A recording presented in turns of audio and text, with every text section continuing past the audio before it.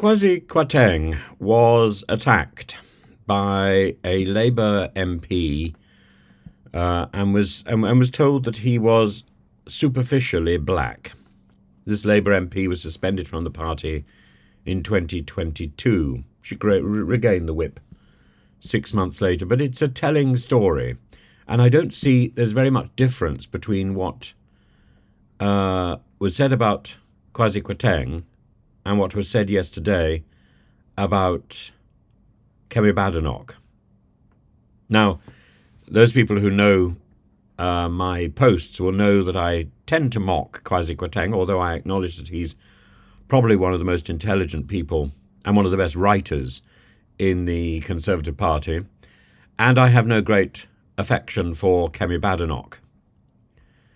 But I worry about cheap jibes when it comes to race and gender.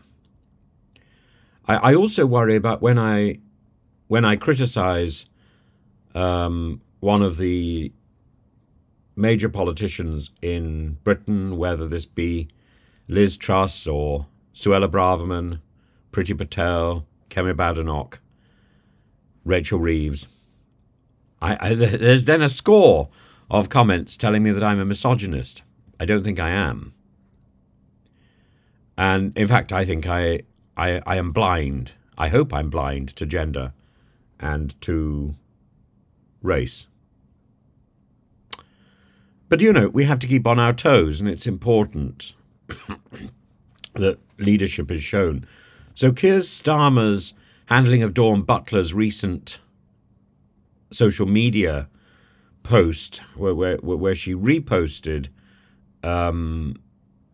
she shared Nels Abbey's incendiary poster, which described Kemi Badenoch as white supremacy in blackface. This is racial and divisive. It's prompted calls for her suspension. Critics led by Kwasi Kwarteng argue that Butler's comments exacerbate racial division rather than fostering unity. And Kwarteng, who himself faced racially charged remarks, as I said, in 2022 from Rupa Hook, sees Butler's case as emblematic of a deeper, more toxic problem in political life, suggesting Labour should impose sanctions on Butler to demonstrate a consistent commitment to anti-racist standards. Butler has since deleted the post, and Labour sources are quick to point to Starmer's congratulatory tone regarding Badenoch's rise, calling it a proud moment for our country. Yet the speed and selectivity of Labour's response has highlighted inconsistencies. When Hook made her superficially black comment about Kwarteng, she was suspended and underwent anti-racism training before reinstatement 6 months later. In contrast, Butler's post, while taken down, has not led to suspension, a distinction some see as Labour's reluctant to reprimand within its own ranks.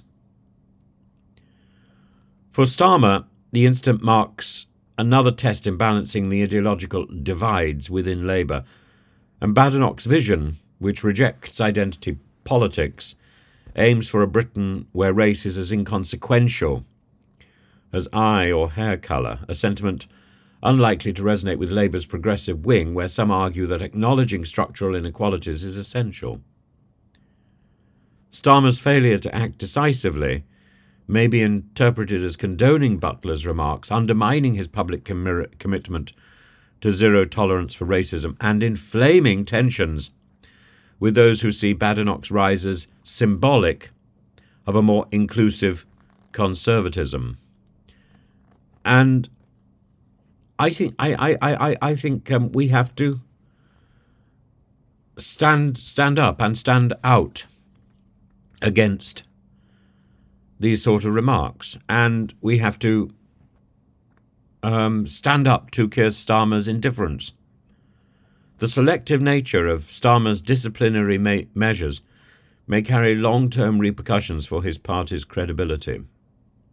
As Labour inches closer to the next election, I suppose, his approach to enforcing consistency in anti-racism policy will be ever under scrutiny, especially given his professed ambition to present Labour as a party of integrity and unity.